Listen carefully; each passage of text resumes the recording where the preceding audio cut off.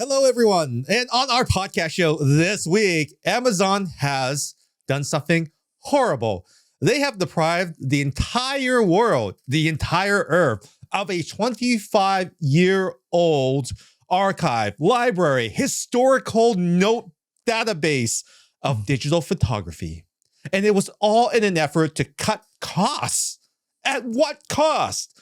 I'm willing to bet that the accountant that made this cut didn't even know what the heck they were doing. And there's a very good reason why.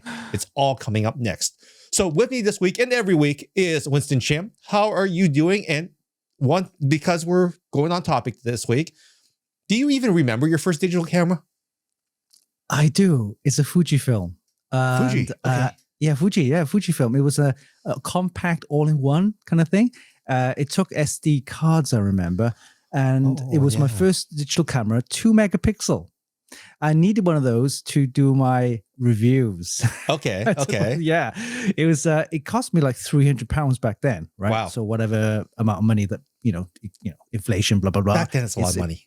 Yeah, that was a lot of money. And I saw a couple of other cameras around, but I think this was kind of all-in-one compact camera, which I can carry with me. And it had some good reviews. And that's the first one I got. Yeah, it was quite a while back, probably about 20 years ago. Okay. I probably am pushing a little bit further than that. My very first camera used smart media. Do you remember what that is? Oh, yeah. Smart media. Yeah, it never caught on. Vaguely remember. Never caught on. Never caught on. That's right. But it had, it looked like a humongous, very large SIM card because the back of it had the same gold leaf and everything like that. And it was specific to media devices such as digital cameras. My first digital camera was actually an Olympus. I think it was a something 200. It had it looked like a regular point and shoot, but it was a digital camera. It cost, about $500 at the time. It took 1.3 megapixel photos, if I'm not mistaken. And I purchased it specifically, to take photos of products that I was reviewing at the time. And this is a long time ago. This is like 97 now, 90. Wow. Yeah, like it's a long time ago, right? Yeah. So that camera, I guess it was, like back then, digital cameras, they didn't change very much. So that model was current for like 2-3 years. And I sold it on eBay. For most of the money that I paid for it back then, right? Because I upgraded again. I don't know what I upgraded to, but at that time, it was very difficult to buy a camera. You basically had to go to a camera store and take the word of the salesperson that, this is a good one. This is a good one. And I went to a legitimate camera store to purchase it. Yeah. So not a department store, not a Watson's, not a Woolco, not a Zellers or anything. I went to a legitimate camera store. It was Kerrisdale Cameras, which is like a very old camera store in British Columbia. And that's where I bought my very, very first digital camera. That's what I remember of it. So I remember before, when people take photos, it all has to be film, 35 millimeter film. And it has to be developed and processed before you get those, the photos itself. And then for us being, in the tech background, and we wanted to upload those images or photos into, say, the website or a content management system, then we had to digitize it. Yes. And it was a pain in the ass because you have to take photos, you have to process and develop them. And then when you get the photos, you have to scan them in. And it's a pain in the ass. So that's the whole reason why I got a digital camera. So I can take the photos, and it would be on the memory card. Yeah. And then I would use a memory card reader to take the photos out. And then, the quality was okay, 2 megapixel or 1 point whatever pixels you had back then. Yeah. But the quality of a film developed camera and also the film was superior, of course, back then. Absolutely. There's nothing you can beat a filmed developed camera. Yeah. But the digital camera was early kind of infant stage, but we wanted to jump on that because it was more of a convenience rather than going through all those steps of processing and developing the film, right? And that's the first take. I thought, okay, I've got to get my digital camera. I think I remember the smart media card that in order to actually get it off the camera, like I guess back then USB wasn't that popular.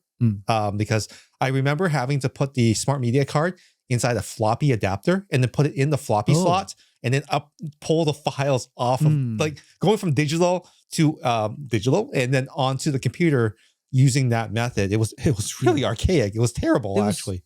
Yeah, there was other cameras which had not just memory card that you can take out, but it's actually inbuilt memory on the camera. Yeah. You just plug in the USB cable into the camera and then the other cable goes into the computer and you just download it off the camera. Yeah, I was before that. So we needed the floppy disk to get the files off. And we're still on serial and parallel and stuff like that. And USB was just, USB 1 was just coming out. And this is when you bought the scanner for it. And the scanner would always error out because it was still built on a parallel port or a serial port. So it wasn't working right still. So it was a crazy time. CD-ROM burners. Like that's right. Making mixed CDs, this was the time. But very sad news. And this is why we wanted to talk about it, because nowadays we take this for granted. Nowadays there are so many resources for finding out what your next digital camera is. Be it your next digital SLR, your next full frame camera, your next mirrorless micro four thirds, or your next hybrid video photo still camera. There's just so many resources out there, including YouTube. And one of the places that throughout the last 25 years that have been kind of like your double check to make sure that you weren't just speaking bullshit out of your mouth when you're trying to review a camera has always been DP review. Yeah. DP review is like the de facto standard. There are other sites out there that have done other really fun things to make digital photography more accessible. But DP review was founded on the premise that digital photography would be the way forward.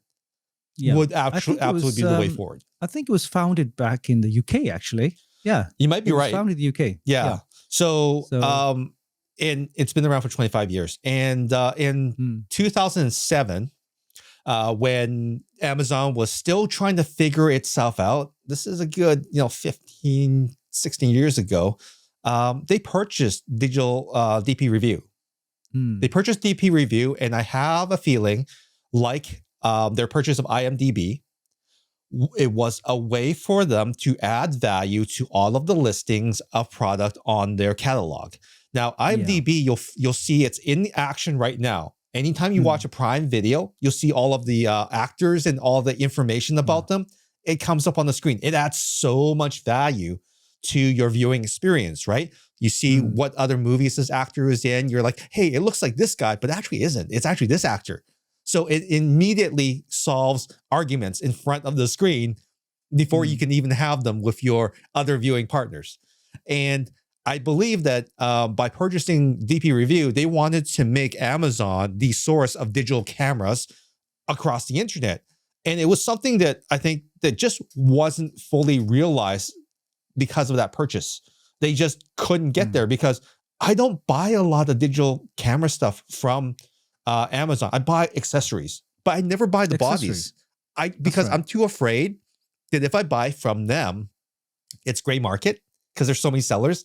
It's open box, or they don't know what the heck they're talking about, so they can't actually advise me through which camera to get.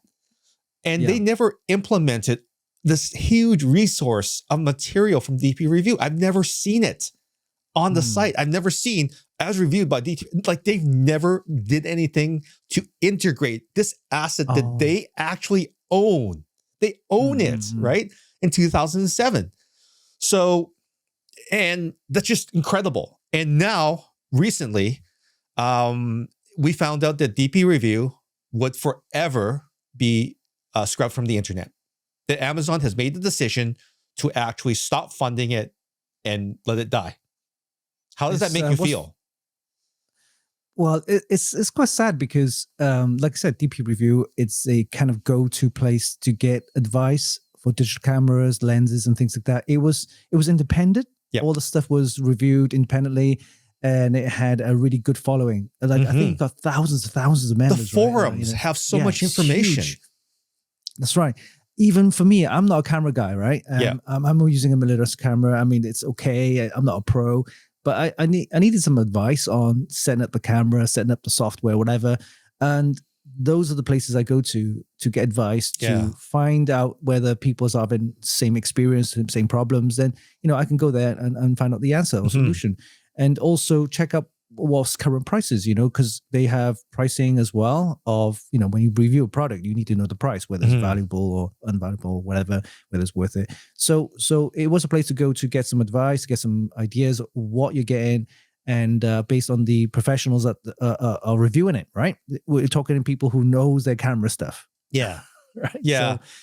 So, like these guys that run the site, like they're not joking around. Like these guys are scientists. They're experts in their field. Like they are not messing around. Like you're basically getting the type of material, multi-page reviews of a camera in such a way that it was done by either some sort of science, someone with a science background, someone that knows how to test. Like this is true blue, like unfiltered, no frills journalism on a specific camera. And they had 25 years of data in their database to compare against different generations of cameras. Yeah. Like this is like a historic library that should never shutter. It should keep building on top of itself. I mean, why close it? Why can't they sell it off or give it back to a team of people who's willing to run it? You understand what I'm saying? It's just closing that resource where you have thousands of members, thousands of followers. Yeah. And it just doesn't make any sense.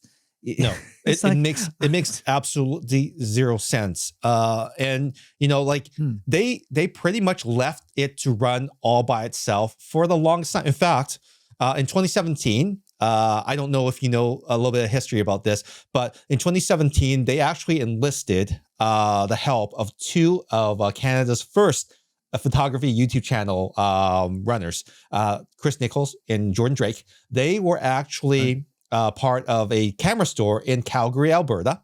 They aptly named the Camera Store. That's what the store was called, which is great. It's like our podcast show. So smart. But, right?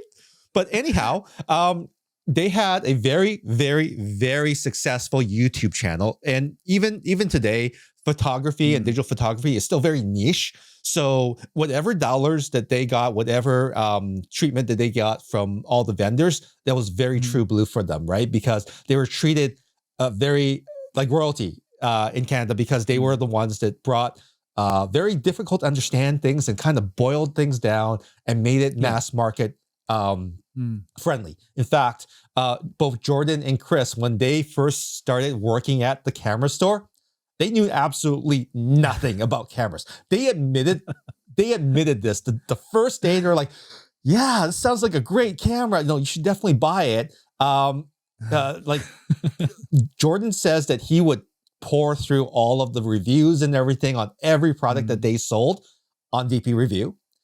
And then tried to sell based on his knowledge from there. And it was extremely helpful. Chris, however, the other host, he would just BS his way through the day and then realize maybe some of this stuff is not right. So he would go after to find out the information that he needed to write himself, right? And both of them learned from two different perspectives, but at the core was always DP Review. They had their back. Even in the forums, when they wanted to ask questions of all the experts, like this is the world's expert brain trust. They were on the forums asking questions, hundreds of answers coming in on everything, right? It's almost like the wiki of camera, right? Oh, absolutely. Absolutely. Right. And when DP Review decided that they needed to grow, they needed more revenue, they needed to sustain operations, they reached out to Jordan Drake and Chris Nichols in 2017 to help them build their YouTube channel. And that YouTube channel has been growing every single quarter that they could possibly, like it's something that the staff at DP Review could not do because they were just way too technical. In order to reach a wide audience, you kind of have to have that personality that makes you folksy and likable. And Chris and Jordan provided that banter, that really great chemistry that allowed people to say, hey, digital photography is fun. And how they review things, that's super fun. I want to get into digital photography. That's right. Yeah. Because you can get into, too technical. It's like computers, right? If you get too technical, your brain just switches off because I don't understand it, right? But if you reach out to the mass audience where, okay, I want to better myself with some cameras or photos, right? Yes. And I don't know which camera to get, right? I have a budget of say $500 or $1,000. What can I get with that will best match my my criteria or options and things like that. So it gives you that rather than you get some camera pros. $1,000 won't get you nothing. Yeah, more my lens costs more than that. Camera snobs. You need to be a bit more friendlier, right? And of course, explain it. Okay, you got this budget for your beginner or a novice, then fine. But then you go into more detail, like you said, the audio stuff that we do, right? First of all, I had my mic and it was USB. Yeah, it was fine. But then as I go into it more, learn a bit more, understand how everything works and study it, all that kind of stuff, then I upgrade, right? And things like that. So yeah, it gives you that person to look up to. And like I said, the personality and everything makes it easier for people to accept and understand and that kind of stuff. So yeah, it makes sense. Like as a result of them enlisting Jordan and Chris, they actually hit the audience at two different points. They did kind of like a pincer maneuver. They hit up the super uber geeky people with the technical reviews on their website. And then they sent the same equipment over to Jordan and Chris. And what they did is they actually boiled that camera down even further and just made it very entertaining to see what this camera can do and how in the real world it makes a difference or it doesn't. And I thought that combination was such a refreshing way to see both ends of it, because it's like when you get a product and you like really you're sold on the features on the box, Chris and Jordan. So you go through all that, and for most people that's enough, right? If it's a really easy to use product, that's enough. But then you get stuck, so you read the instruction manual, the technical stuff. That's what DP review was. That's what DP review became. So you get stuck, you go to the manual, but for 80% of the time, you're okay just having a lot of fun. And I think it's so sad to see this such a unique combination it just be eliminated by a nameless, faceless, well, not nameless or faceless, we know it's Amazon corporation that just saw line item, website, contractors, and decided how much it costs, right? And decided that this entire section of the books needed to be eliminated. In a sense, it's like Amazon's whole like restructuring and layoffs. These guys were all part of that as a bunch of numbers, right? As a bunch of checks, right? And Steven, that's wrong. Yeah, I've seen comments in the forums and also in other social media saying that okay, Amazon can spend billions on the Lord of the Rings and other Amazon Prime video films, whatever, and yet how much is this operation? To be honest with you, probably less than maybe, I don't know, a couple $100,000. Change to them, right? It's chump change to them for $1 billion company, right? And exactly. I mean, you're pumping all this billions into making films where, okay, it might get a return. You're pushing Prime Video and all that kind of stuff, but you're not reaching out to those people who's been there for 25 years, right? All those followers and members and things like that. I mean, come on, you probably been to DP Review many times for your camera equipment. Absolutely. Right? Absolutely. And so, what's tragic about this is that one, Amazon didn't know what the heck they had. Didn't know that all these people were so loyal, and no one knew that Amazon owned them, right? Even the people that work there who have an office in Seattle and everything like that. And it was nice that Jordan and Chris and the whole team always have these gatherings every once in a while so that everyone could get to know each other. This team was built and stationed in Seattle.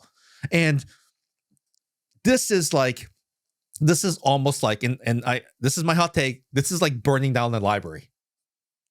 This is like burning down the library. This is nuts. This resource has been built brick by brick. All these contributions from all these long-time employees, like employee number 1 at DP Review. Oh my God. Like watching his legacy it's terrible, man. It's so bad. And thank you for Riverside FM, the worst podcasting platform on the world. That just popped out there, and you guys saw that, all right? Just a quick note there. We have a huge hate on for Riverside.fm because they have resisted making the platform stable and instead have just added features. And you just witnessed that right there. Nothing more to say. Anyway, so we are very sad that DP Review is going under. And like my hot take is that this is like closing a library. The whole community, the whole planet weeps when the access to information is shuttered. So I hope that everyone at DP Review finds a place to be. Good news, though, however, Jordan Drake and Chris Nichols have gone on to another website called Petapixel, and they will be leading their YouTube channel strategy so that we will see them again in the near future. Petapixel, in case you didn't know, is more of a mixed martial arts photography website. They do smartphone stuff as well too. So it's a little bit. I think it's a good place for them to land. Now, Winston, it seems like I'm very passionate about this. Is my hot take too hot? No, you're right. I mean, if I have to go to this resource that I know is 100%, truth, and also the reviews are unbiased and everything, I'll be sad because I mean, all that content, the 25 years worth of all that, the followers and members and that, it's just gone. Where do I go to now? You see, right? And that's going to be a really a pain point for a lot of people, I think. And like I said, Amazon haven't got a clue because they're only focused on dollars, right? Cost cutting and saving money and all that kind of stuff. They don't realize at the end of it, it's affecting thousands of people that are not just thousands, probably hundreds of thousands, right? In the forums and members and stuff like that, which rely on this information to get the right equipment based on the money that they can spend. Now, I don't know where to go now. Where do I go? What? Go to Amazon reviews? See those reviews on Amazon. No. They stink. Let me tell you. Yeah. Right? I think so where do I go? I think they really shot themselves in the foot. They bought this thing, the best resource on the internet they had. They already use IMDb competently to make people's experience on Prime Video awesome. Why didn't they get this right? I mean, now I'm never going to buy anything off of Amazon because they literally, like, how am I supposed to make a decision? How, Winston? Yeah. Like, there are others. I get it. There's other sites in the ecosystem. I get it, right?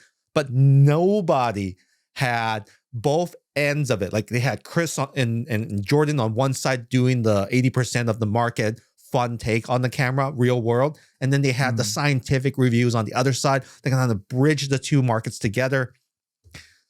Wow. Yeah, I think they should have just spun it off. They needed to do that. Yeah. They should have spun it off, let someone else who's interested to buy them out, right? Whatever. Yeah. And let them run, the site themselves. I mean, like I said, we've seen other channels that are, have a team. Yep. Such as, for example, Mr. Beast, right? And he has his a couple of members from his team just left, but they decided to part in good terms and started their own channel, right? And started their own thing, like Linus, how he started, right? Yeah. So he left.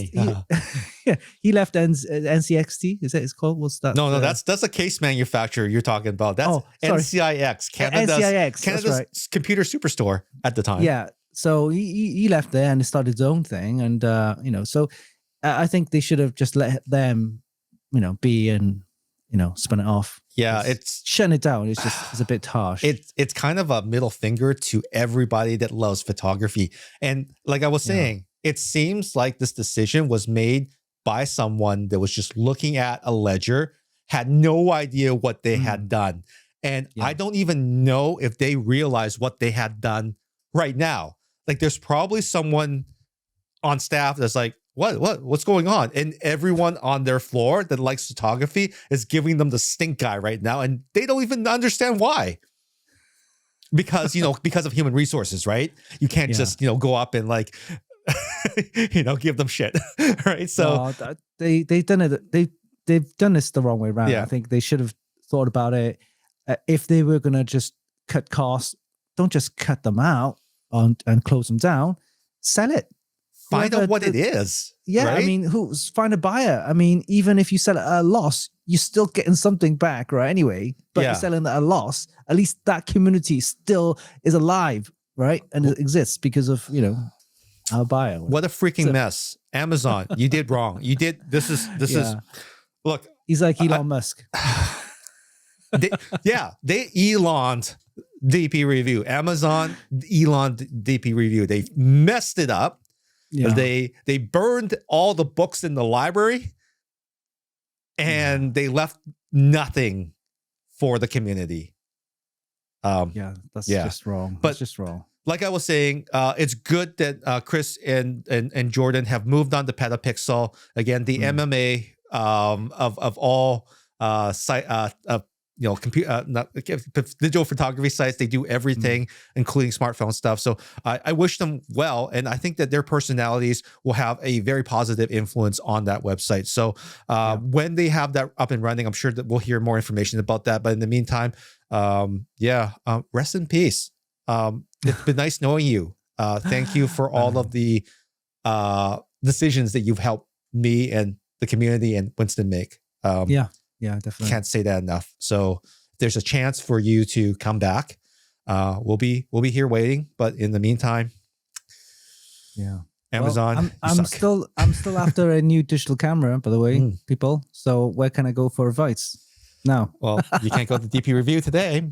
Yep, that kind of sucks. And there was a just to kind of close in on this topic here. There was a story about Linus being reached out to buy them, right? Because I think that discussion was had internally, and based on just some of the basic numbers, and it's not out of the realm of Linus to actually go for adding another YouTube channel because he has several. But I think that based on the fact that the photography, and it's still a niche, even though there's a lot of creators out there, it's still a niche, and it just wasn't a wide enough audience for Linus to take that on. That's what I hear. And I think that's what he's said. I think a lot of people have been tweeting him about this in the midst of him losing his channels for a little while. So, I mean, maybe something will happen. Who knows? But, like on brighter terms, there have been some websites that have made it out of this type of situation a lot less singed. And we're going to talk about that next.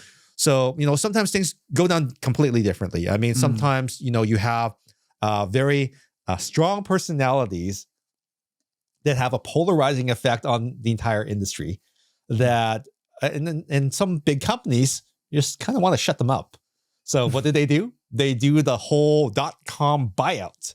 And some of these companies, I think you're familiar with one, you know the owner, you brought this one up, Kyle from HardOCP. Yeah. How did that go down? I remember that Intel tried to shut him up and ended up just buying him. I tell you what, he is probably one of the most controversial reviewers out there. Yeah. He wouldn't be, he's not scared. He's not scared at all to go for the big boys, right? Intel, Nvidia, and all that kind of stuff. He would go after them, right? And his reviews are good. They're interesting, it's funny and stuff like that. And I've been following him for many years, and that's probably one of the few reviews that I follow since the beginning. And he is a good guy because he helped a few other websites who got into trouble with these big corporations, and he offered to pay for their lawyer fees.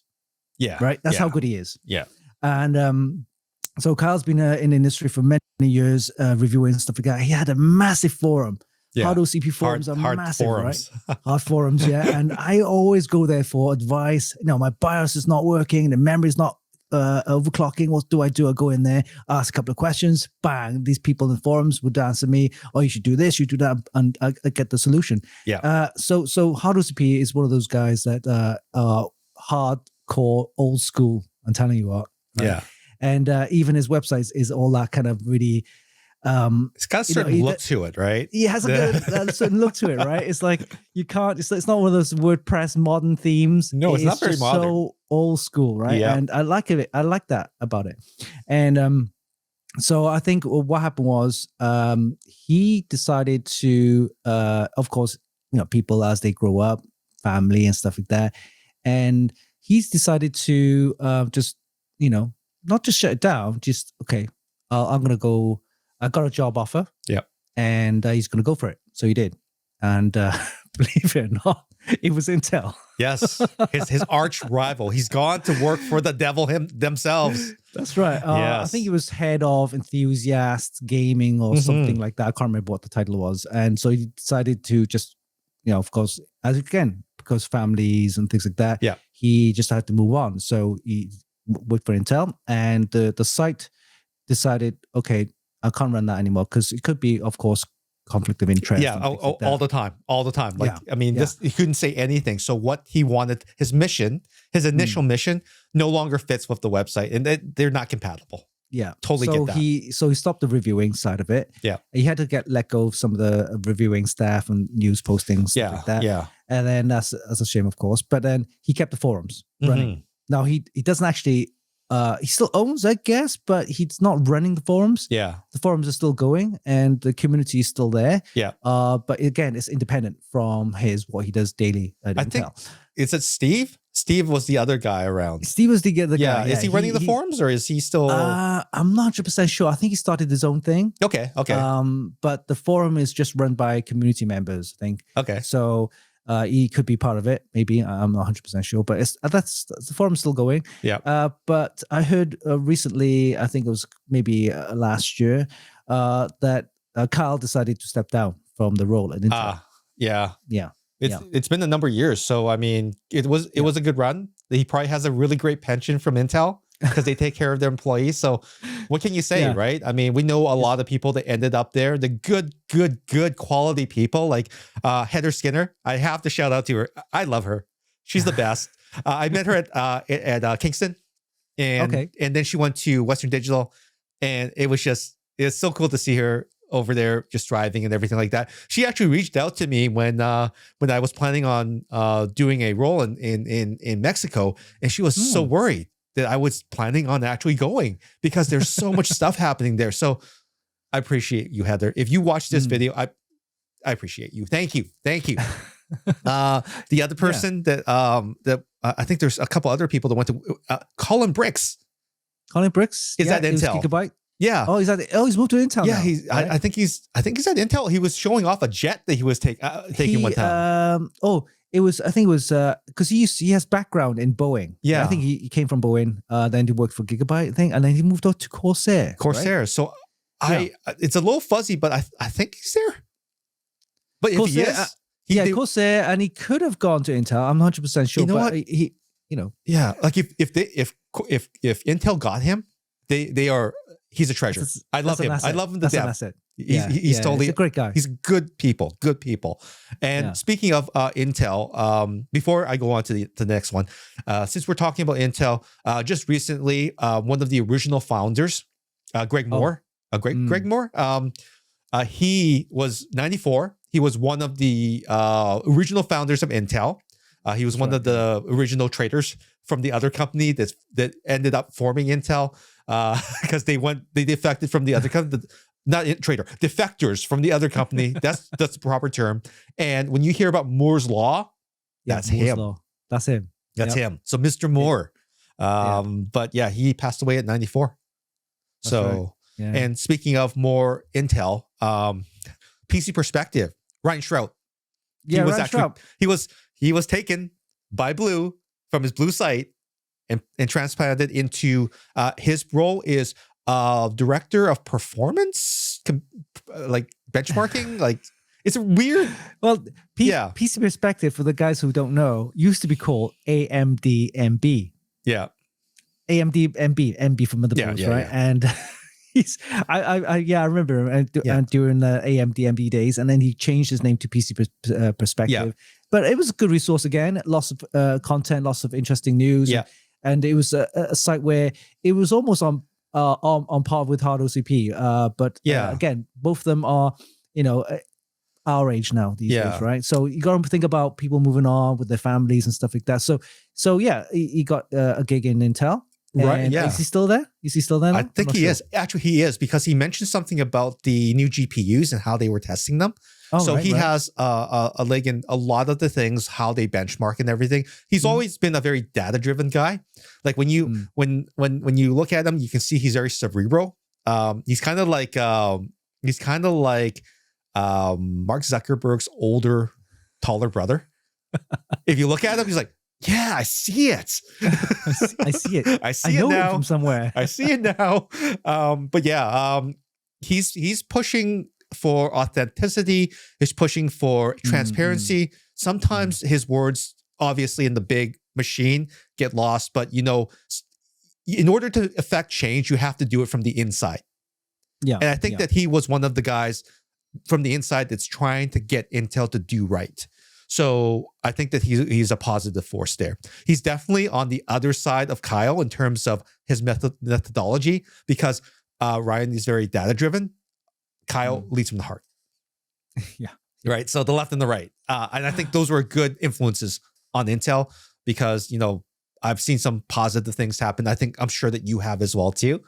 And, I think that overall, when we make the biggest changes on the inside, I still believe that. Now, on the other side, we had someone that defected to the AMD side. Yes, AMD. And it was funny. Scott Wasson. He that's right. did something that AMD did not like.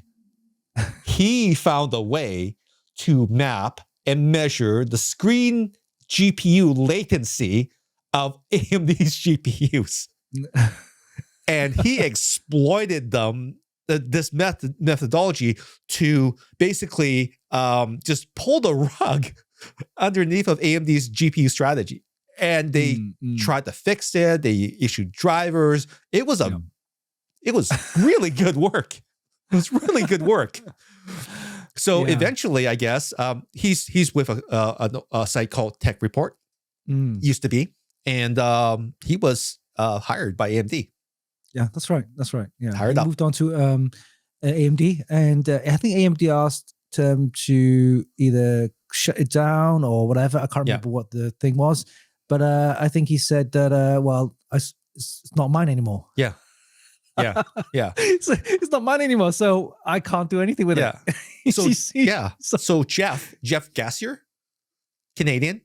I think he was working on that for quite some time, and I ran into him a couple years ago at CES. I had not realized that he moved on to Asus. Oh, right. Okay. Yeah. So I guess Tech Report, are they still on the internet? They must be, right? I'm not sure. I'm checked out. Yeah, I'm gonna check right now while we banter around, because I am actually very curious, because I have these images of these websites, and the Tech Report is still around. Yeah, they're still around, but it's not like 100%. Are they still around or not? They're around, but here are the top news headlines. They're on a news site now, and they're talking about Apple, crypto, and lots of crypto here. So not PC kind of related as much. No. They're talking about Yeah, that's a different site. Yeah. No, it's not a hardcore focus anymore. So I guess the domain still exists. I think back in the late 90s, early 2000s, these PC related kind of or tech sites are really like the ones that drove the technology. Yeah. Because back then the enthusiast was what drove PC technology, like you said, overclocking back in the day as well, that drove Intel to do hype, the turbo boost and things like that. And Voodoo with their graphics, and they've got SLI for NVIDIA. So it's all that kind of innovation was driven by enthusiasts. Oh yeah, definitely. And enthusiasts, where do they get their information from? From tech sites like these. Yes. Early 2000, and they were, the people who are, like I said, niche, right? Like the camera people, they'll go to these sites, and the forums and members are so, I don't know, it's community behind it. There was a massive community. Huge passion. passion behind all these tech sites. And the only thing which is quite sad is because as we grow older, right, people move on, things like that. Some of them have different priorities, and like anything, these sites were funded by themselves. Right. You have to figure out how to run the site.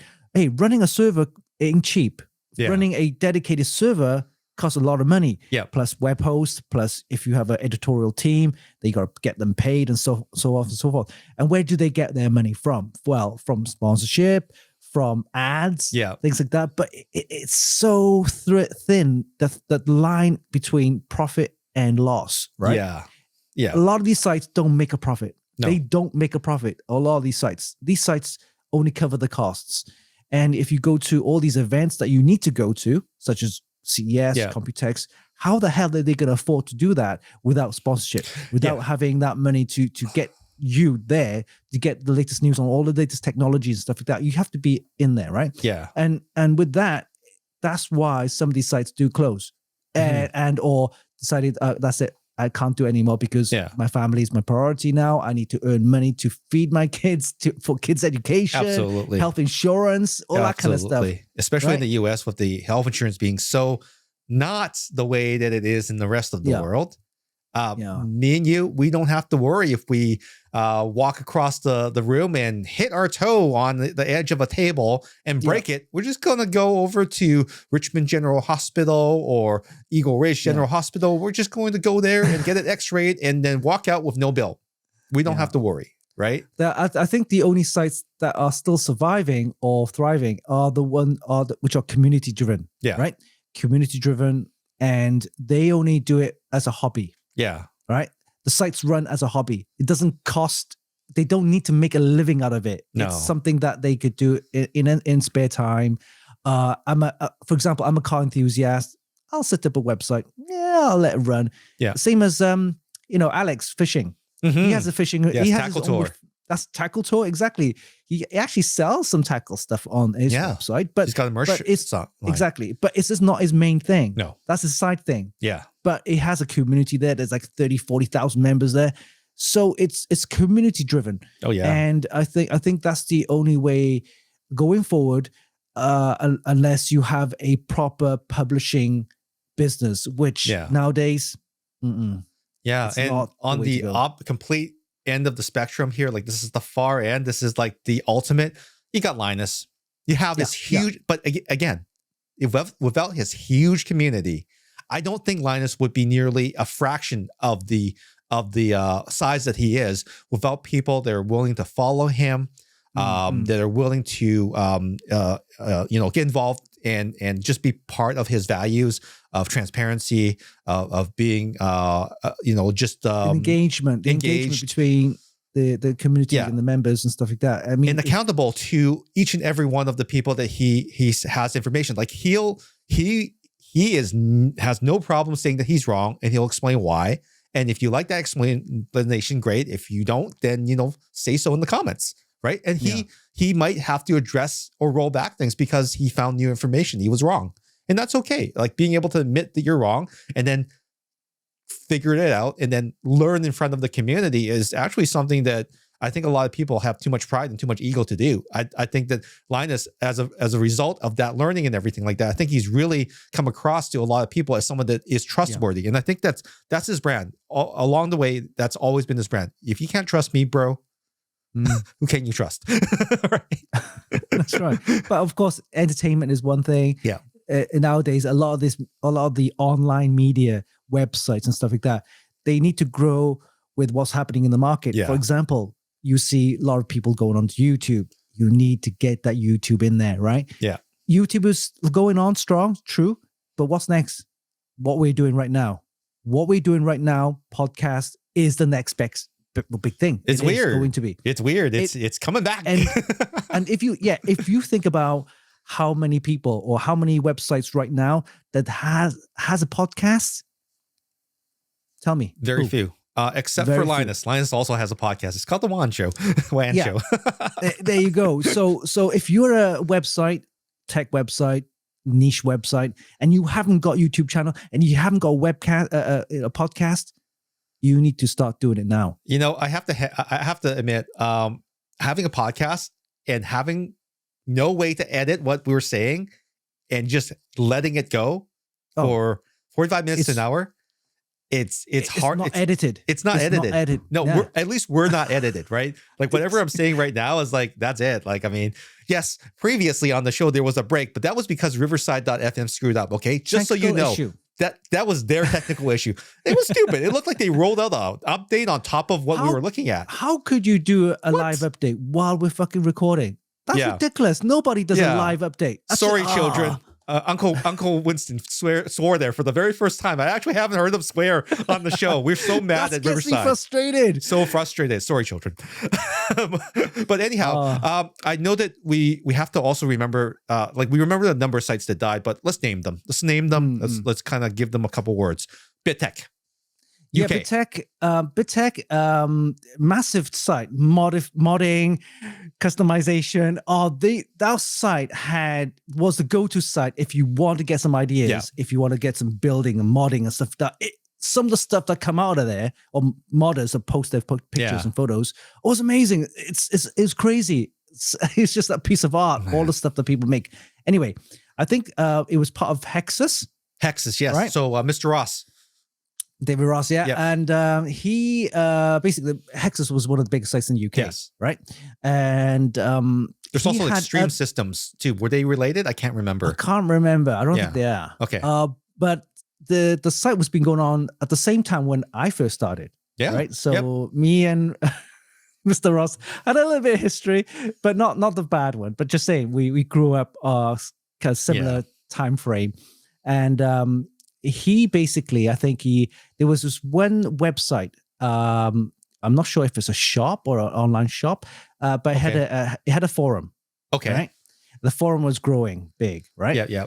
And that site went down, didn't bother, decided to give up, or the shop went down, can't remember. Okay, and then he went and bought that forum with all those members. Oh, that's a good idea. Boom, you had that community right there. Yeah, no, already. That's good move. Good move. And then the site just started to grow and grow. Yeah. And then he teamed up with Scan Computers. Shelly. Shelly. Online retailer, similar to NCIX. So it's like the reverse NCIX model where it wasn't the shop, but now it kind of is shop. Yeah. So they teamed up, and the site just kind of like exploded. Yeah. And Bit-Tech was decided was part of them, and then and a few others. I can't remember. It grew so much that he went to Germany and bought a tech site in Germany. Oh, hello. That's right. Wow. It wasn't for the English speaking. It was for Germany only, but in German site and stuff. Okay. And basically he tried to grow his media to similar to Linus, Hexus Media, right? Yeah. And all that kind of stuff. And then he decided to invest in a camera production, video production. Okay. Setup. I remember this. Yes. I remember this. Yes. And has Hexus TV. Yeah. Right? I remember Hexus TV. Absolutely. Yeah. And then I can't remember what happened or why it happened. It decided he just, it's moving on. He just moved on. And he, rather than selling it, I don't know, you could have sold it, but but he just said, the forum still exists, but we're not going to run or review any stuff anymore. Wow. That's it, So I don't know what he's doing. Sometimes you just have to walk away. Any other sites that you can think of? The Hardware Heaven. That's gone. Now it's in heaven. It's hardware, literally in Hardware Heaven. Yeah, they were fairly-ish big, but I mean, they were doing hardware reviews and stuff like that, and it was Hardware Heaven. There was some other related stuff with I think software as well. Mm-hmm. But Heaven Media, I think they called themselves, and then they decided to pack it in as well. Yeah. You know what? It's a tough gig. I mean, it is. Getting a free motherboard is cool, but the number of hours and benchmarks that it takes to review that thing, it's not worth it, right? Yeah. And the other thing was, you might get free products, but what the hell are you going to do with it once you finish with it? You're not going to sell it. Are you going to sell it? See all my stuff in the back? Yeah. I mean, I don't know what to do with them. I can't sell it. Same. It's no warranty. I still have stuff from like years ago, and I'm going to put myself on the list as well too. The thing is, people think, okay, well, I'm going to do it. You can sell it. Yeah, that's not. It's worth nothing. It's worth nothing, right? Okay. How are you gonna sell it? You go postage fee. You go sell it on eBay. Yeah. It's eBay's fees and stuff like that. It's not worth it. Then you got to deal with Facebook Marketplace. It kind of sucks too. Yeah, and if you really want to get funded and stuff like that, you really need physical cash. To be honest with you, right? Yeah, through ads and things like that. But then that's not going to even pay half of stuff that you need. Yeah. So there's different ways. Like I said, people now turn to YouTube. We're doing the podcasts and stuff like that. But you have to find a way to kind of like really get that funding, because it's not easy, and it's really like it's hard, especially if you're running, if you treat it as a business, it's gonna be hard. You got bills to pay. Yeah. If you find a place to rent, like a studio, then you got to pay that. Equipment costs, insurance costs. If you have a staff, you got to pay them as well. What, you're going to pay them, $50 a month? No. Nobody's going to bother writing for you for $50 a month, right? We're past that point, and I realized that a long time ago, that it was just not a sustainable model, at least not here in Canada, where no one gives me money. For me, I treat it as a hobby. I enjoy building, I enjoy reviewing, but it's not my main job. Yeah. Right. So it's something that I do weekends, maybe a few weekdays. Yeah. But I like to, be in with the new stuff. But then also I can't treat it as a business. It's not a business model. There isn't a business model there. For the people who wants to try, start off as a hobby, right? Mm-hmm. And then from there, see if you can get some sponsorship. Because again, getting sponsorship is another thing that's even tougher. Gosh, yes. There's so much competition, and there's so many people willing to sell their souls out that it's not worth competing unless, it's just not worth it. And that's why I'm going to add 2 more websites to the in memorial. They're still up there. Futurelooks.com and megatechnews.com. They were my babies for a while. I was also one of the first YouTubers to hit 10,000 subscribers in Canada. Many years ago. This was as they were phasing out the bronze plaque, where you could actually earn it for 10,000. All right. And YouTube has come to me before. They've asked me to, come to their mastermind seminars and learn stuff, but I was too early. let me add 2 more. Yeah. And those are my early sites. Yeah. AMD 3D Ooh. and CPU 3D. Yeah. Right. Yeah. So those 2 sites that I previously owned. I think I told you a story about that in one of our podcasts. Yeah. The server died. It died. So that was the site. Yeah, that was the site that actually died. Rest in peace. Because of the server. So make sure you do the backups. Yeah. Backups is important. Go to WordPress. Don't mess with all this other stuff. And we did talk about that. Well, it's been great talking about all these sites and some of the more positive stories that have come out of website ownership, like PC Perspective, Tech Report, and of course Kyle from HardOCP. Those were some of the more positive stories. But out of every one of those positive stories of moving on, there have been a number of stories of just heartbreak and server crashes. And in this case, DP Review, the whole world mourns at your loss. Yeah. Thank you for your service. Yeah. Thank you. And I think that's the most important part, is that the computer sites, even if one goes down, you can always go to another one, right? But with DP Review, I think it hit a nerve. There will never be another DP Review. Exactly. There won't be never be another one. So. Okay. That's all the time we have for this week. If you want to chat more, make sure you hit the comments below for more thoughts and condolences for those that didn't see the DP Review iceberg coming. We salute you and everything you've done for the internet, of course, and the world of photography. And before I leave that thought, I want to thank the 102 people that have subscribed to our channel. Last week, we were at like 190. Then all of a sudden, 102 people have latched onto us. We are now at like almost 300 subscribers. I don't know if this is the Linus effect. Maybe he's got influence on YouTube, but thanking each and every one of you. Winston, you're the same. Thank you. Thank you. Right? I feel like the cast of Everything Everywhere All at Once when I see 100 people just kind of come out and support us. It's dedicated humbling. hard work, It's humbling. right? Hard work. Yeah. Hard work, Oh. dedication. You just gotta keep doing the grind. Just keep on doing it. So we have a goal of getting to 1,000 subscribers by the summer, or anyhow, we're shooting for 1,000 sometime this year. Hopefully, summer. Thank you so much for starting to make that goal come into focus. We really appreciate it. And as we head off to Computex, I hope we can pick up some more of you that really love the show. If you want to reach me off hours, you can get a hold of me on Instagram at Stephen Fung or on Twitter at Stephen Fung. We're always looking for show ideas, interesting articles that we can put into our news. Just reach out and talk to us. We're here. We don't bite unless you pay us. How about you, Winston? Yeah, you can also reach me on Instagram at Winston Chim, and also on Twitter at Winston Chim. Mostly lifestyle stuff, but a little bit of tech, cooking, who knows, everything. So and of course, remember, this is a YouTube exclusive show. So if you want to get the next episode right into your inbox, right into your notifications, make sure you hit that subscribe button. I know it's cliche, but you got to do it. You got to hit that bell icon. It's the only way that me and Winston can let you know that a new show is afoot. And on that bombshell, thank you so much. We'll see you again next Wednesday. Bye-bye. Bye.